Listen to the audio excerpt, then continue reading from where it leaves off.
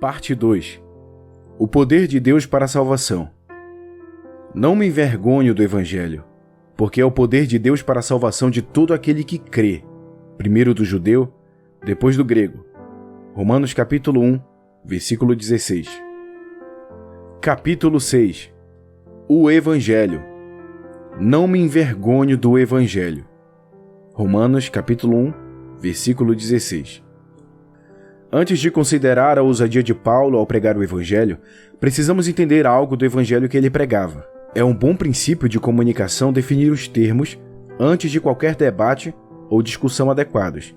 Isso limpa o campo e permite que as pessoas envolvidas saibam a posição do outro e o que querem dizer quando falam.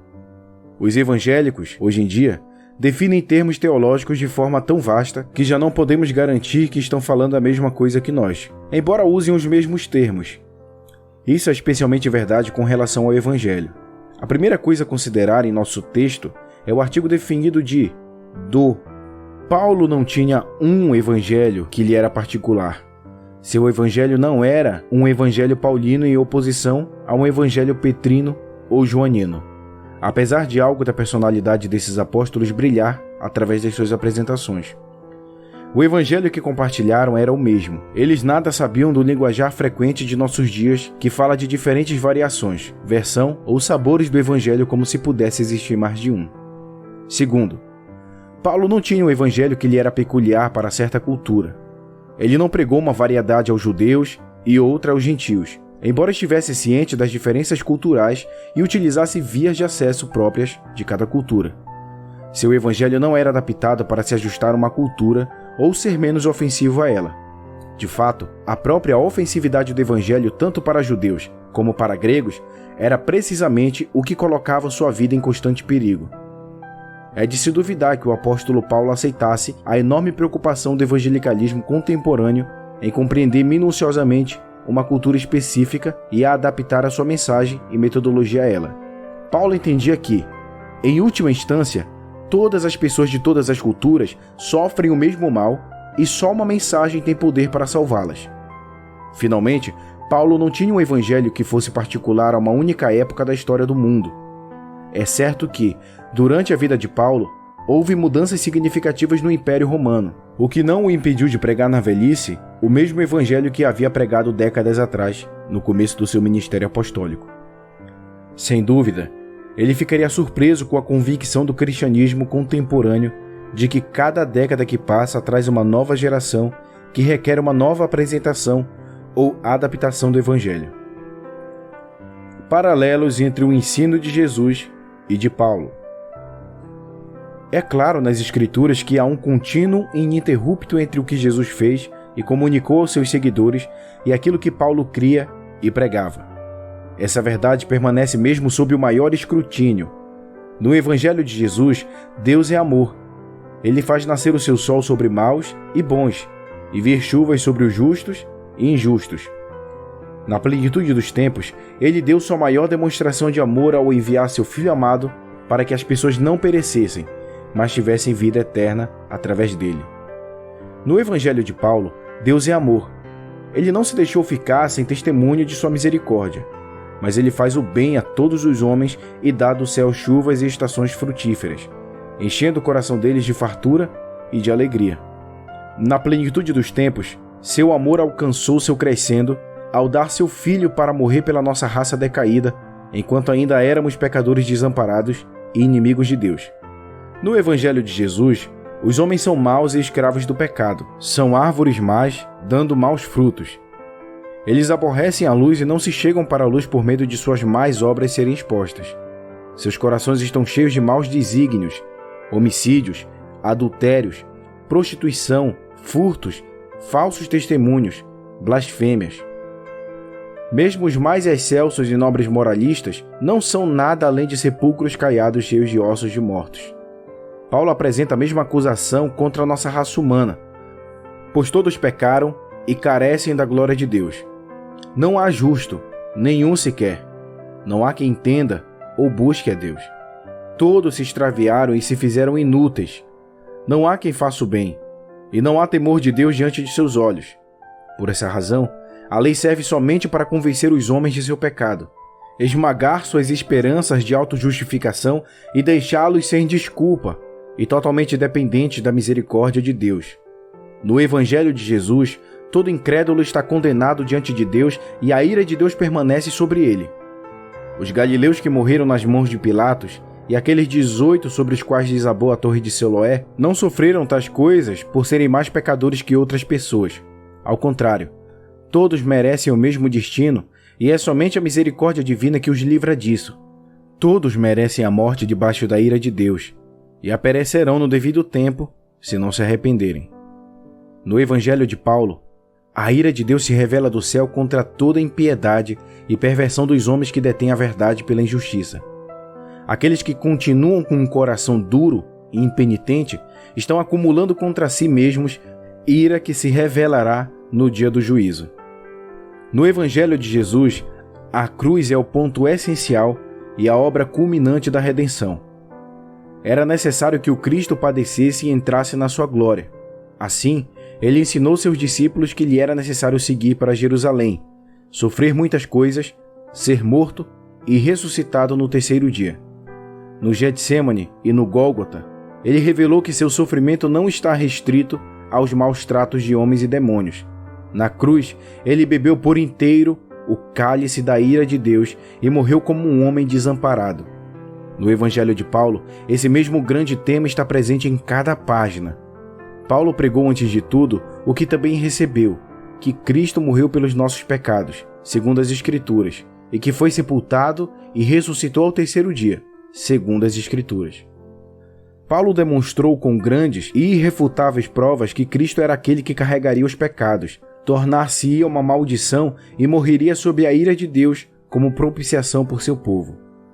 Ele proclamou Cristo crucificado, mesmo isso sendo uma pedra de tropeço para os judeus e loucura para os gentios.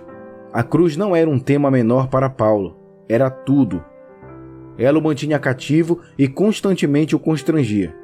O Evangelho de Jesus chama todos para se arrependerem de seus pecados e crerem. Ele promete vida eterna àqueles que obedecem ao chamado. Ele alerta aos restantes que irão perecer sob a ira de Deus se continuarem em seu estado impenitente e incrédulo. O Evangelho de Paulo fornece as mesmas promessas e os mesmos avisos.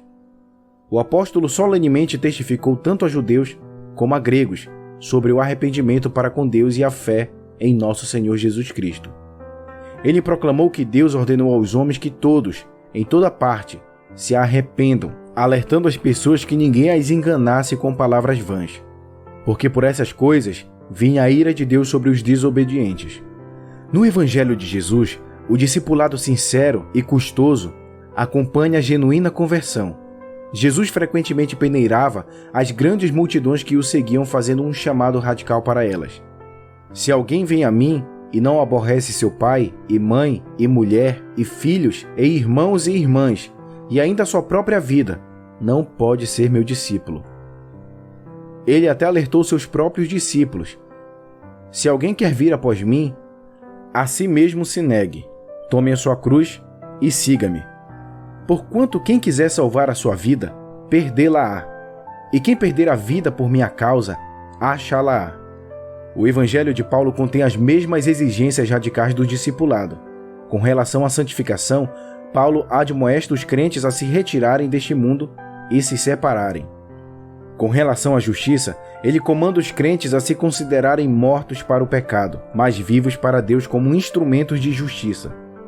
Com respeito à fidelidade, eles eram encorajados a permanecerem firmes apesar das muitas tribulações e perseguições que certamente virão sobre todos quantos querem viver piedosamente em Cristo Jesus. O Evangelho de Jesus ensina aos homens que uma mera profissão de fé não é sozinha uma evidência sólida da salvação. Jesus avisou que nem todo o que diz Senhor, Senhor entrará no reino dos céus, mas somente aquele que fizer a vontade de seu Pai, que está nos céus. Ele era inflexível ao afirmar que o fruto da vida de uma pessoa é a prova da salvação, e que todo aquele que não produz bom fruto é cortada e lançada no fogo. O Evangelho de Paulo contém os mesmos solenes avisos. Ele admoesta aqueles que professam a fé em Cristo a examinarem-se a si mesmos para ver se realmente estão na fé. Ele alertou as pessoas sobre ter uma forma de piedade cujo poder negassem, e professar conhecer a Deus negando-o com suas obras. Finalmente, o Evangelho de Jesus está repleto de avisos sobre o julgamento futuro e os terrores do inferno. Na verdade, Jesus falou mais sobre este terrível assunto do que os profetas e os apóstolos juntos. De acordo com Jesus, um grande dia de juízo está vindo, onde os homens serão separados como ovelhas de bodes, e uma grande multidão ouvirá: "Apartai-vos de mim, malditos, para o fogo eterno, preparado para o diabo e seus anjos." O assunto era tão crucial para Jesus que até mesmo para aqueles que considerava seus amigos, ele deu o seguinte aviso: "Digo-vos, pois, amigos meus, não temais os que matam o corpo, e depois disso nada mais podem fazer. Eu, porém, vos mostrarei a quem deveis temer. Temei aquele que, depois de matar, tem poder para lançar no inferno. Sim, digo-vos, a esse deveis temer." O Evangelho de Paulo concorda com Cristo sobre o tema do julgamento e do inferno. Ele escreve que os ímpios estão acumulando contra si mesmos ira para o dia da ira e da revelação do justo juízo de Deus. Ele alerta tanto crentes como incrédulos que eles não devem se enganar com palavras vãs, daqueles que negam a realidade vindoura da ira e retribuição divinas. Deus não será zombado. Aquilo que o homem semear, isso também ceifará. Como Cristo, Paulo fala de forma explícita e sem reservas em seus avisos. Quando do céu se manifestar o Senhor Jesus com os anjos do seu poder, em chama de fogo, tomando vingança contra os que não conhecem a Deus e contra os que não obedecem ao Evangelho de nosso Senhor Jesus. Estes sofrerão penalidade de eterna destruição, banidos da face do Senhor e da glória de seu poder. Dos textos que consideramos, é óbvio que não há contradição ou divergências entre o Evangelho de Jesus Cristo e aquele que o apóstolo Paulo pregou e definiu em suas epístolas.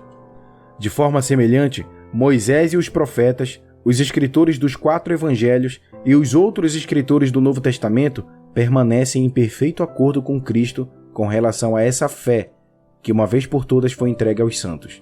Há somente um evangelho que está acima do editor e do censor, e que não deve ser mudado, adaptado ou reembalado.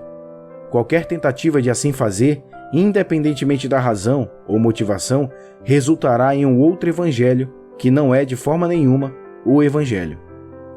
Devemos pôr de lado toda a noção tola e perigosa de que podemos melhorar o evangelho pelo bem do evangelho, e devemos nos juntar à grande nuvem de testemunhas ao longo da história da Igreja, que pregou a Cristo crucificado e ressurreto conforme as Escrituras.